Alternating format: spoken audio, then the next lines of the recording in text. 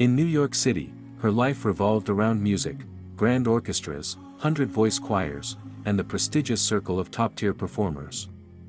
She was among them, singing classical pieces with the New York Philharmonic, one of the finest stages in the world. It was a career she had pursued with dedication, traveling, training, performing for years. As part of the professional choir, she stood beside world-renowned conductors and soloists.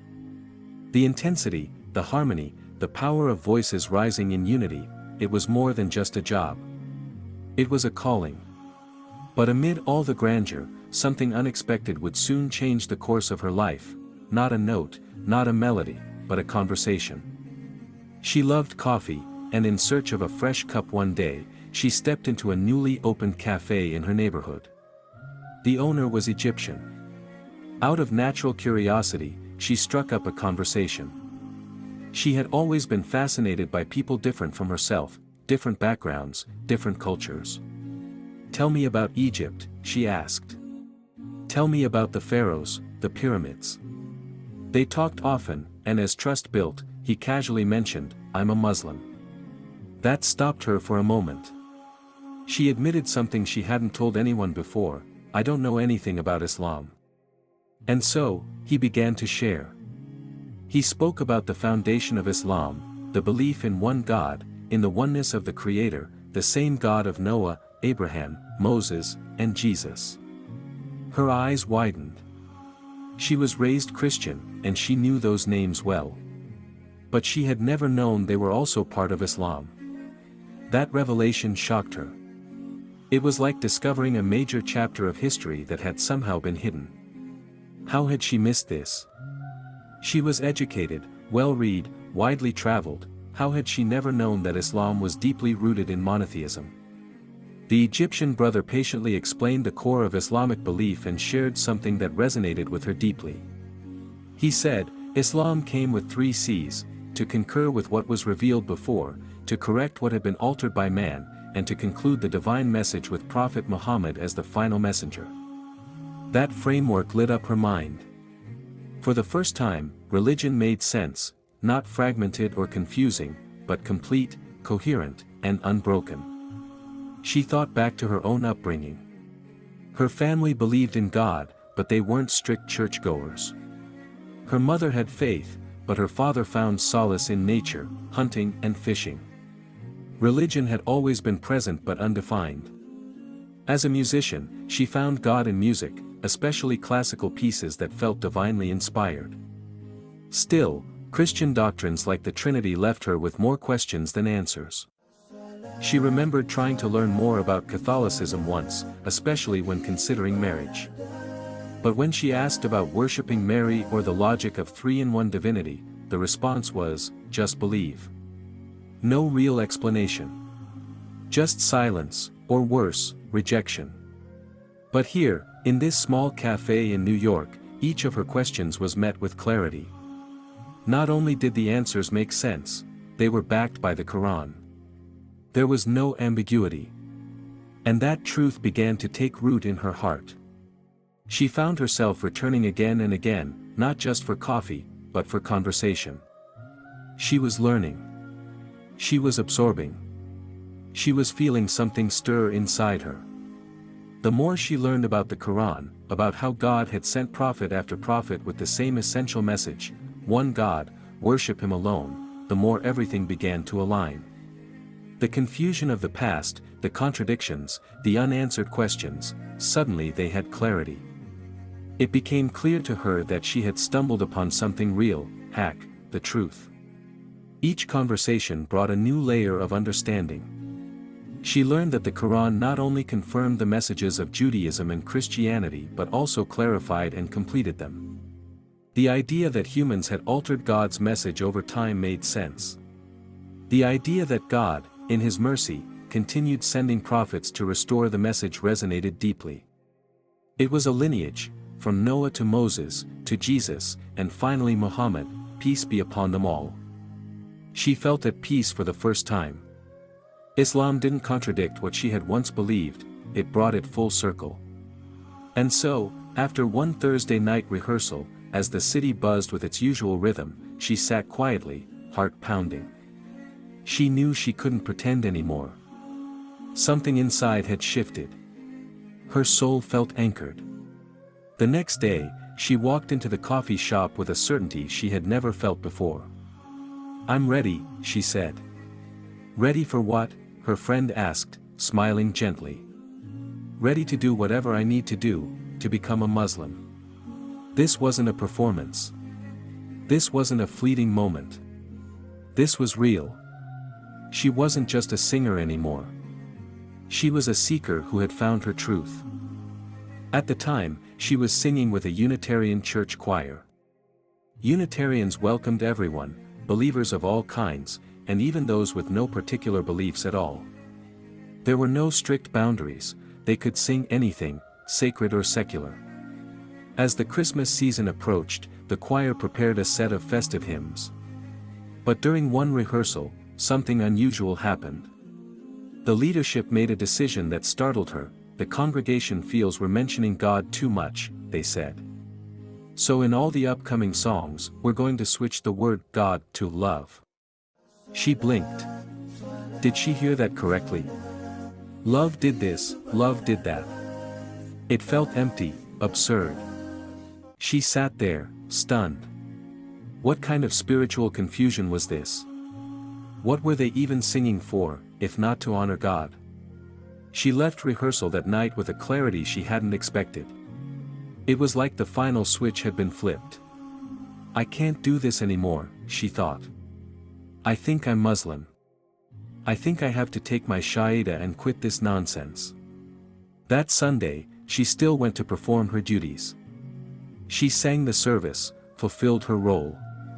Then, quietly and firmly, she turned to her colleagues and said, "I think I have to quit. I'm going to take Shahada and become a Muslim. This stuff you're talking about, it's nonsense." She walked straight to the cafe afterward, heart pounding, knowing exactly what she needed to do. Her friend was behind the counter. "Okay," she said, "I'm ready." "Ready for what?" he asked with a smile. "To do whatever I have to do to become Muslim," she answered. He chuckled softly. "She's a performer," he said, teasingly. But her eyes were steady. "No. I'm serious. Tell me what I need to say." So, right there, surrounded by the clinking of coffee cups and the hum of New York traffic outside, she struggled to pronounce the Arabic words.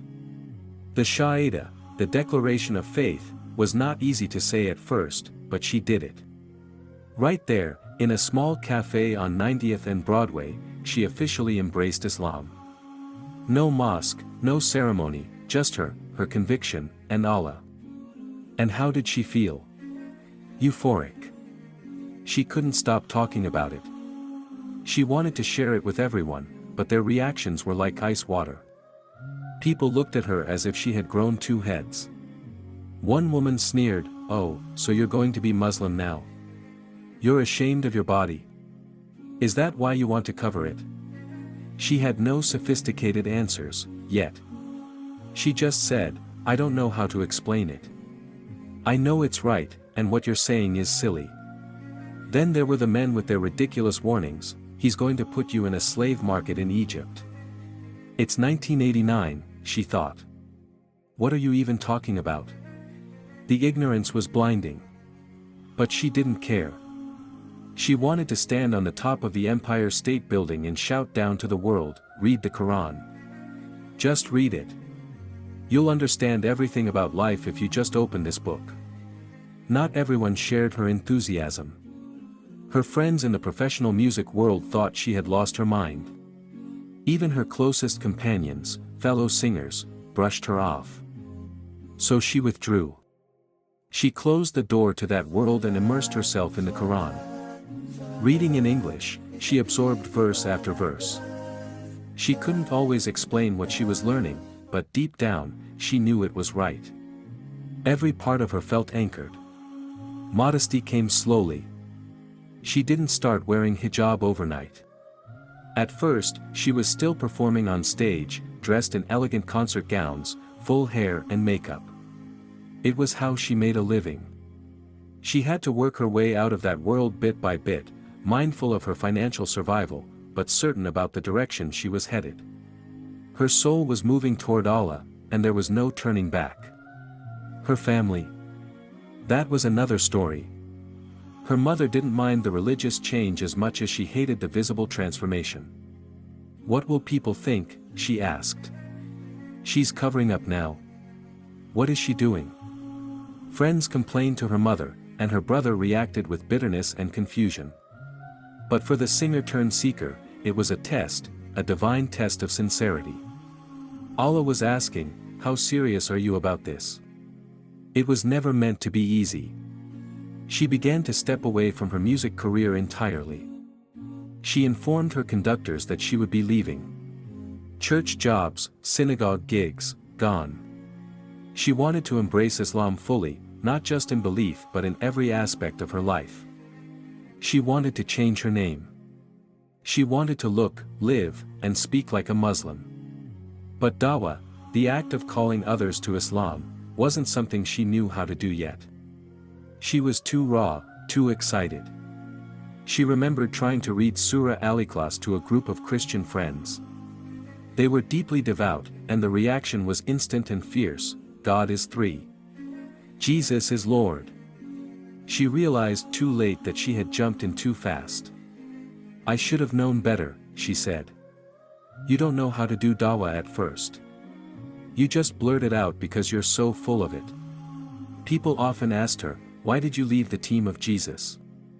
Her answer was simple: "We didn't leave him. We honor him more truthfully now. Jesus was a servant of God, just like Abraham and Moses and Muhammad, peace be upon them all. He never once said, 'I am God, worship me.' Not a single verse. And if that's your central belief, why didn't he say it, clearly, directly, over and over? The Qur'an is emphatic: Allah is one. Allah is one. It's repeated constantly, and so is the message that Muhammad is his messenger. That's our creed. That's what we say in every prayer. If Jesus really taught that he was God, where is that in the gospel?" She had also heard Christians say, "But I feel God when I pray. I don't need a new religion." To that, she shared something she had recently read: Judaism connects intellectually. Christianity connects emotionally. But Islam? Islam is both. It appeals to the mind and the heart. It says, think, reflect, read, study, Iqra. But it also moves your soul. It's balanced. It's not extreme one way or another. That's what makes it complete. The days that followed her Shahida were filled with a kind of joy she had never experienced before, a euphoria that wrapped around her like warm sunlight after a long winter. Everything she read about Islam resonated so deeply that it felt like the pieces of her life were finally fitting together. She was captivated by the clarity and wisdom in the Qur'an, and with a heart brimming with enthusiasm, she began sharing what she had discovered with others. Her excitement was genuine and uncontainable. It felt like she had stumbled upon a treasure and couldn't understand why everyone wasn't rushing to see it for themselves. But the reactions she received were not what she expected. Close friends, people who had known her for years, suddenly recoiled. Some gave her confused looks, others made snide remarks. One woman coldly accused her of being ashamed of her body and wanting to cover up, reducing her transformation to something superficial. Others made outlandish comments, warning her that she'd be taken away to a slave market in Egypt, speaking as though the year were 1389, not 1989. These comments stung, but they didn't shake her. She retreated into the comfort of her home and the pages of the Qur'an, reading hour after hour, letting the words heal and strengthen her.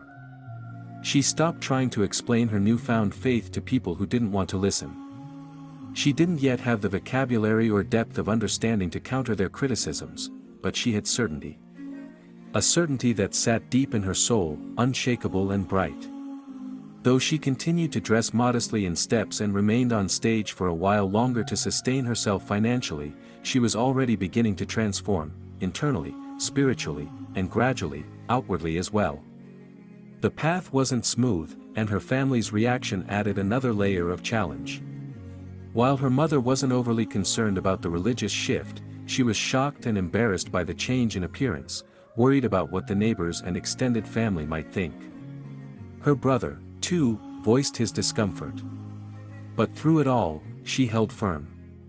She came to see these struggles as a test, a sign that she was walking a path worth taking, one that required strength, patience, and unshakable faith.